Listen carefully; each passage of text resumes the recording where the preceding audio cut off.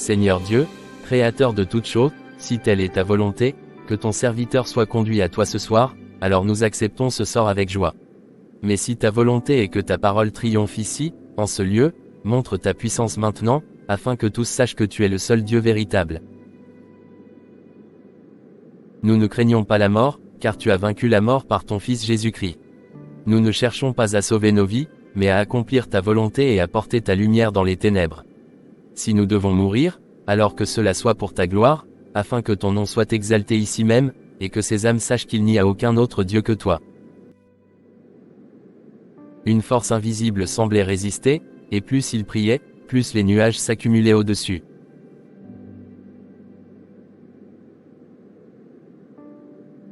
Seigneur, nous avons confiance en toi. Si tu veux que ton message de salut soit proclamé ici, montre ta puissance. Nous nous abandonnons à ta volonté, sachant que rien n'est impossible pour toi. Que ton Esprit Saint descende ici, brise les chaînes de la peur et de la superstition, et ouvre les cœurs de ces gens pour qu'ils voient ta vérité. Tout à coup, la nuit apparut, le roi, perturbé.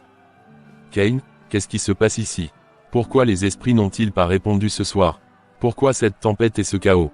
Cela n'était jamais arrivé avant. Majesté, je ne comprends pas.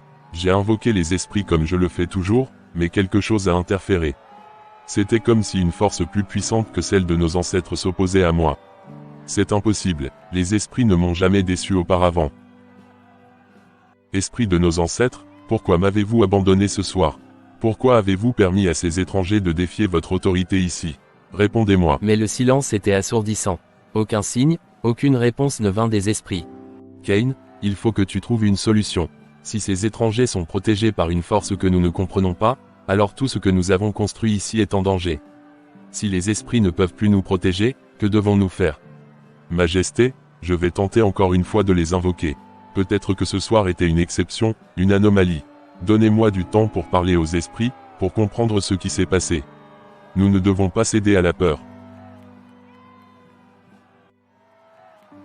Caïn, puisque tes esprits n'ont pas pu faire taire ces étrangers, je veux tester la puissance de leur Dieu. Qu'on les jette dans la cage de feu. Si leur Dieu est aussi puissant qu'ils le prétendent, qu'ils viennent les sauver des flammes. Sinon, ils mourront ce soir, et leur foi disparaîtra avec eux. Majesté, je vais superviser l'exécution de votre ordre. Que les esprits nous pardonnent, car nous allons voir si vraiment ces étrangers sont protégés par une force supérieure. N'aie pas peur, mon amour. Notre Dieu nous a déjà délivrés d'une situation impossible. S'il veut que nous soyons sauvés de ces flammes, il le fera. Mais quoi qu'il arrive, nous devons rester fidèles et ne jamais douter de sa puissance. Seigneur Tout-Puissant, c'est en toi que nous plaçons notre confiance. Si c'est ta volonté que nous survivions à cette épreuve, montre ta gloire devant ces gens. Que ton nom soit élevé et qu'ils sachent que tu es le seul vrai Dieu. Comment est-ce possible? Ce n'est pas possible. Les esprits, ils ne peuvent pas. Peuple de Vivez, ne vous laissez pas tromper par ce que vous voyez ce soir. Les esprits ont peut-être choisi de se taire pour l'instant, mais cela ne signifie pas que nous devons faiblir. Nous ne permettrons pas que des étrangers viennent troubler la paix de notre village et remettre en question nos croyances et nos coutumes sacrées. Dans ce village, nous ne plaisantons pas avec nos traditions.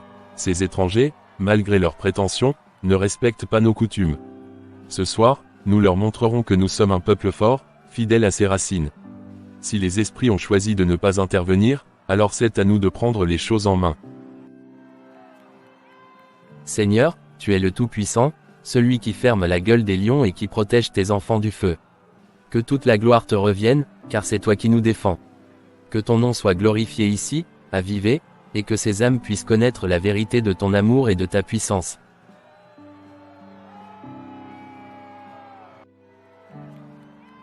Majesté, quelque chose ne va pas, je ne ressens plus la présence des esprits.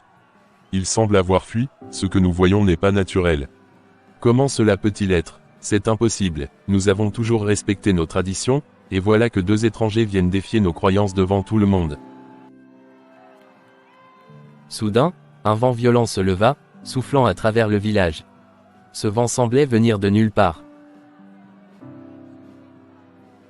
Les villageois, terrorisés, commencèrent à fuir.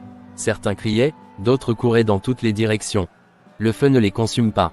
C'est un signe. Fuyons avant que la colère des esprits ne s'abatte sur nous. Peu à peu, la place se vida, ne laissant que le roi, le marabout. Ce n'est pas par notre force que nous sommes sortis de ce feu, mais par la puissance du Dieu vivant. Roi de Vivez, Dieu veut vous montrer que son amour est plus fort que toute croyance. Il ne désire pas votre destruction, mais que vous veniez à lui, pour trouver la vie éternelle et la paix. Il n'est pas trop tard pour vous tourner vers Dieu. Il vous attend. Je ne peux plus nier ce que mes yeux ont vu aujourd'hui. Votre Dieu est plus puissant que tout ce que nous avons connu ici. Ce feu n'a pu vous consumer, et cela ne peut être ignoré. Caïn, nous avons été trompés, nous avons cru que nos traditions pouvaient protéger ce village, mais aujourd'hui, il est clair que nous avons tort. Pasteur, vous et votre femme, vous êtes les bienvenus dans mon palais. Vous avez prouvé que votre foi est véritable. Si votre Dieu a voulu nous montrer sa puissance, alors je suis prêt à écouter et à changer. Votre Majesté, nous ne sommes que des serviteurs du Seigneur. Nous sommes ici pour vous guider, mais c'est votre cœur qui doit choisir de suivre la vérité. Dieu ne force personne, mais il tend la main à ceux qui l'acceptent avec sincérité.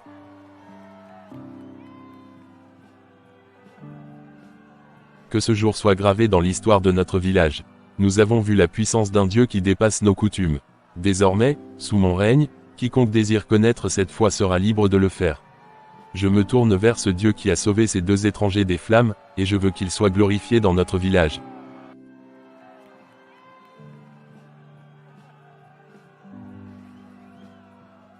Seigneur Tout-Puissant, Dieu d'Abraham, d'Isaac et de Jacob, nous venons devant toi en ce jour avec des cœurs pleins de reconnaissance. Merci, Seigneur, pour ta fidélité et ta puissance que tu as manifestées ici, dans ce village. Nous te bénissons pour avoir sauvé nos vies et pour avoir montré ta grandeur à ce peuple. Nous savons, ô Dieu, que rien n'est impossible à toi, et tu as accompli ce que personne ne pouvait imaginer. Seigneur, nous te remercions pour la transformation que tu as commencée dans ce village. Nous te louons pour la sagesse que tu as donnée à notre roi, qui a ouvert son cœur à la vérité.